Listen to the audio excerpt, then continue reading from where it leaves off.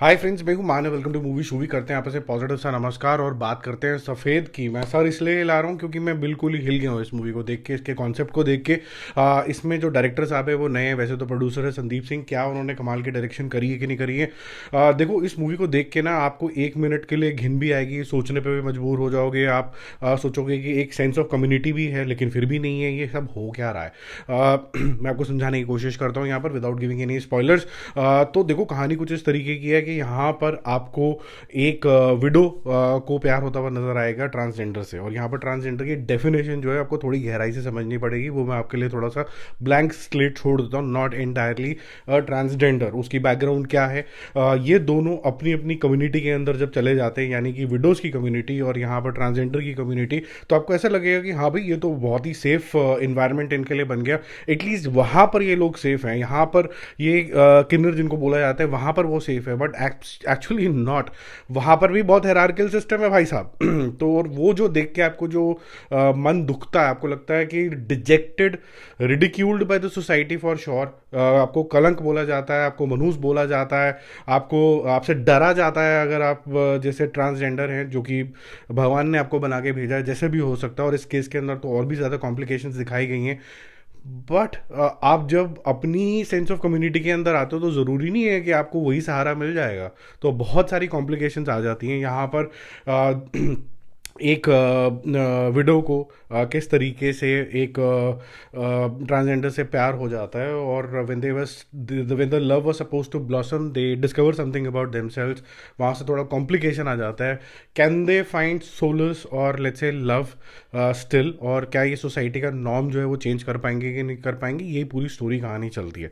Cinematically आपको यहाँ पर कलर्स के थ्रू बहुत कुछ बोला जाता है। ये डायलॉग हेवी काफ़ी ज़्यादा है, तो आपको डायलॉग्स के थ्रू काफ़ी कुछ बोला जाता है। आपको रेफरेंस पॉइंट दे दे के बात करी जाती है यहाँ पर डायलॉग्स के साथ। एक्टिंग जो है उसका रेफरेंस मैं आपको डायरेक्शन से देना चाहूँगा। जितना मीरा चोपड़ा कर सकती थी या फिर जो चंदी का कैरेक्टर है वो कर सकता था, इसके अलावा आई थिंक डायरेक्टर साहब जहाँ चूके, जो कि पहले प्रोड्यूसर थे संदीप सिंह। कई बार क्या होता है, आपको खुद को इनैक्ट करके वो दर्द महसूस करवाना होता है। तो जितना इन एक्टर्स को पता था, क्योंकि ये भी थोड़े से न्यूबी टाइप ही हैं, तो वहाँ पर वो तो सही हुआ। लेकिन जब डायरेक्टर साहब खुद नहीं करके दिखाया तो ऐसा लग रहा होता है कि थोड़ी सी रॉनेस रह गई। ये बात दिल तक आते आते बस जो है टच नहीं हुई।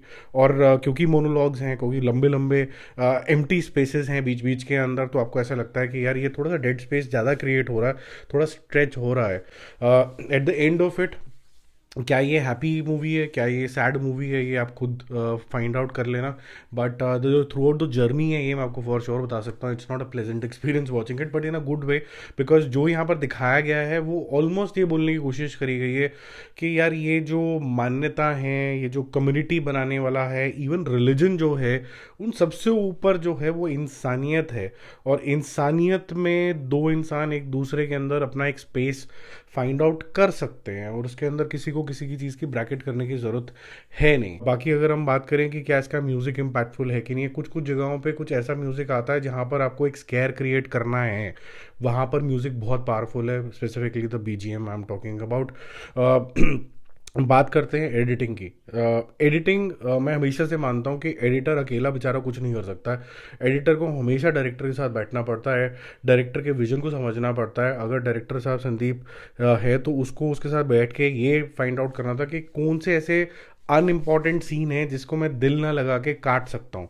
आई थिंक ये छटाई नहीं हुई है इसके अंदर, इसलिए थोड़ी सी लेस इम्पैक्टफुल बन जाती है। और at the end of it मैं ये भी मानता हूँ कि अगर कोई स्लाइटली और मेच्योरर एक्टर होते, थोड़े से और मेन स्ट्रीम होते, तो इसके अंदर और ज़्यादा डेप्थ आ जाती, बहुत सारे आप इमोशंस और ज़्यादा फील कर पाते। वो लैक ऑफ फीलिंग आ गया। जो बैकग्राउंड दिखाई गई है इन दोनों कैरेक्टर्स की, वो थोड़ी सी आई गई करी गई है। स्पेसिफिकली जो मीरा चोपड़ा का जो कैरेक्टर है, हालांकि चांदी का जो कैरेक्टर है वो थोड़ा सा ज़्यादा डेवलप किया गया है।